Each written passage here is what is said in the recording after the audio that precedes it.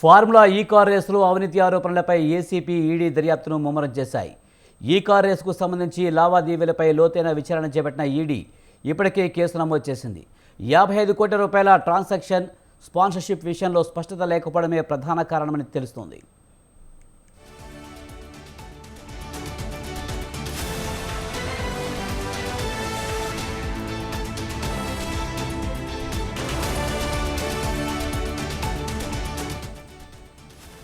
ఈ కేసులో మాజీ మంత్రి కేటీఆర్తో పాటు అరవింద్ కుమార్, ఇంజనీర్ బిఎల్ఎన్ రెడ్డిలకు నోటీసులు ఇచ్చే అవకాశం ఉందని తెలుస్తోంది. ఈ రేసుకు సంబంధించి వివరాలను సేకరించిన ఏసీబీ నిబంధనలకు విరుద్ధంగా నిధులు వినియోగించినట్లు ప్రాథమికంగా గుర్తించినట్లు సమాచారం. ఫార్ములా ఈ కార్ రేస్ కోసం ప్రభుత్వం ఇచ్చిన స్పాన్సర్షిప్ గురించి ఈడీ ప్రత్యేక దృష్టి పెట్టింది. స్పాన్సర్గా ప్రకటించిన కొన్ని కంపెనీలు చివరి నిమిషంలో తప్పుకోవడంపై ప్రశ్నలు నెలకొన్నాయి.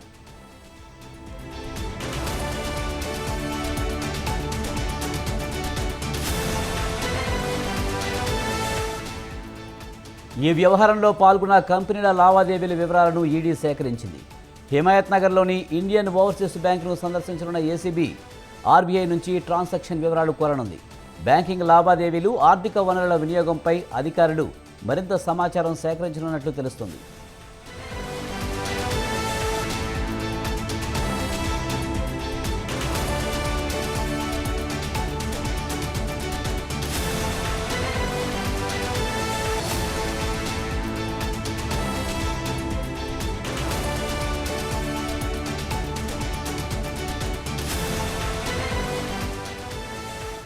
ఈ కేసులో ఏసీబీ, ఈడీ సంయుక్తంగా పనిచేస్తూ నోటీసులు జారీ చేసే అవకాశం ఉంది.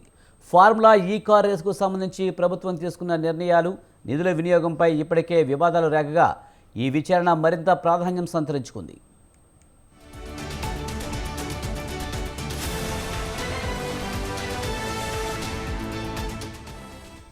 కేసులో మనీ లాండరింగ్ కోణంపై ఈడీ దర్యాప్తు వేగవంతం చేసింది. ఫార్ములా ఈ కార్ రేస్ కంపెనీలు 55 కోట్ల లావాదేవీలు, స్పాన్సర్షిప్ కంపెనీ వివరాలను ఈడీ సేకరిస్తుంది. ఈడీ కేసులో కూడా కేటీఆర్తో సహా ఇతర నిందితులకు త్వరలో నోటీసులు ఇచ్చే అవకాశం ఉన్నట్లు తెలుస్తోంది. బీఆర్ఎస్ హయాంలో జరిగిన ఫార్ములా ఈ రేసులో నిధుల గోల్మాల్ జరిగిందని ఏసీబీ కేసు నమోదు చేసింది. ఈ కేసులో అప్పటి మున్సిపల్ శాఖ మంత్రి కేటీఆర్ను ఏసీబీ A1గా చేర్చింది. ఈ కేసులో ఎఫ్ఐఆర్ను కొట్టివేయాలని కేటీఆర్ హైకోర్టులో క్వాష్ పిటిషన్ ఫైల్ చేశారు. ఈ పిటిషన్ను విచారించిన హైకోర్టు కేటీఆర్ను డిసెంబర్ 30 దాకా అరెస్టు చేయవద్దని ఏసీబీని ఆదేశించింది. విచారణ కొనసాగించవద్దని ఏసీబీకి గ్రీన్ సిగ్నల్ ఇచ్చింది.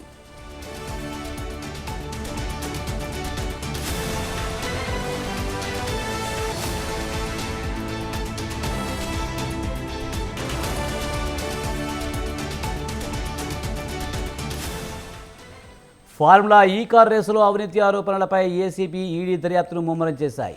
ఈ కార్ రేసుకు సంబంధించి లావాదేవీలపై లోతైన విచారణ చేపట్టిన ఈడీ ఇప్పటికే కేసు నమోదు చేసింది. 55 కోట్ల రూపాయల ట్రాన్సాక్షన్ స్పాన్సర్షిప్ విషయంలో స్పష్టత లేకపోవడమే ప్రధాన కారణమని తెలుస్తుంది. ఇక ఇదే అంశానికి సంబంధించి మరింత సమాచారాన్ని మా కరెస్పాండెంట్ ఉషా అందిస్తారు. ఉషా, ఫార్ములా ఈ కార్ రేసులో అవినీతి ఆరోపణలపై ఏసీబీ, ఈడీ దర్యాప్తు ముమ్మరం చేసినట్టు తెలుస్తుంది. పూర్తి సమాచారం ఏంటి? విజయ్, ఫార్ములా ఈ కార్ రేసింగ్ వ్యవహారంలో కేటీఆర్ కి సంబంధించి ఏసీబీ అలాగే ఈడీ రెండు కూడా సమన్వయంగా కూడా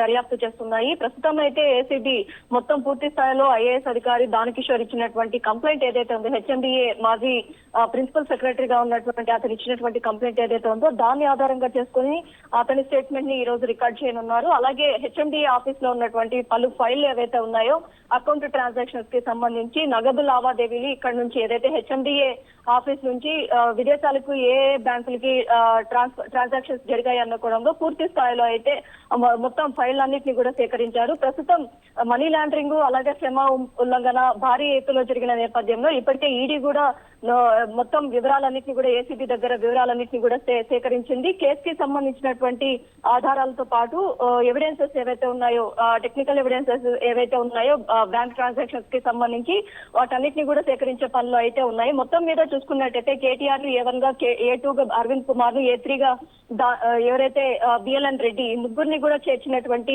ఏసీబీ అధికారులు ఈ ముగ్గురికి సంబంధించినటువంటి కంప్లైంట్ ఏదైతే ఉందో ఆ పూర్తి వివరాలని అడిగి కూడా ఈడీ కూడా తెలుసుకున్నట్టుగా తెలుస్తుంది. మరోవైపు చూసుకున్నట్టయితే ఏసీబీ ఇచ్చినటువంటి వివరాలను సేకరించినటువంటి ఈడీ అధికారులు మొత్తం మీద కేటీఆర్ కి నోటీసులు ఇవ్వడానికి అయితే సిద్ధమవుతున్నట్టుగా అయితే తెలుస్తుంది. కేటీఆర్ కి నెల 30వ తారీఖు వరకు కూడా ఎటువంటి అరెస్టు చేయకూడదు అన్న ఆదేశాలు హైకోర్టు ఇచ్చినటువంటి స్పష్టమైన ఆదేశాల మేరకు కేటీఆర్ అయితే ఈ నెల 30వ తారీఖు వరకు కూడా అరెస్టు చేయడానికి వీల్లేదు. కేవలం విచారణకు మాత్రమే పిలిచి విచారించే అవకాశం ఉన్నట్టుగా అయితే తెలుస్తుంది.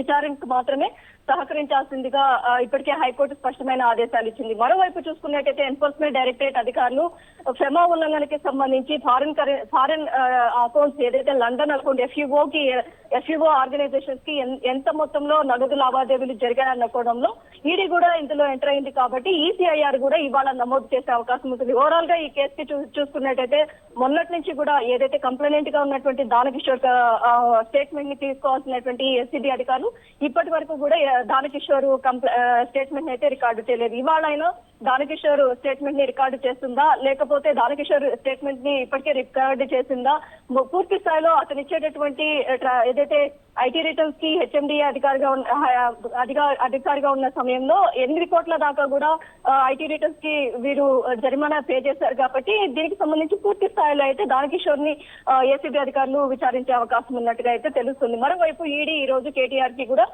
నోటీసులు ఇచ్చి విచారణకు హాజరవ్వాల్సిందిగా కూడా ఈసీఐఆర్ నమోదు ఏదైతే నోటీసులు ఇచ్చే అవకాశం ఉంటుంది. తర్వాత ఏదైతే కేటీఆర్ ఇచ్చేటటువంటి స్టేట్మెంట్స్ ఆధారంగా ఈసీఐఆర్ తదుపరి నమోదు చేసే అవకాశం ఉంటుంది. Vijay. Right, thank you Usha.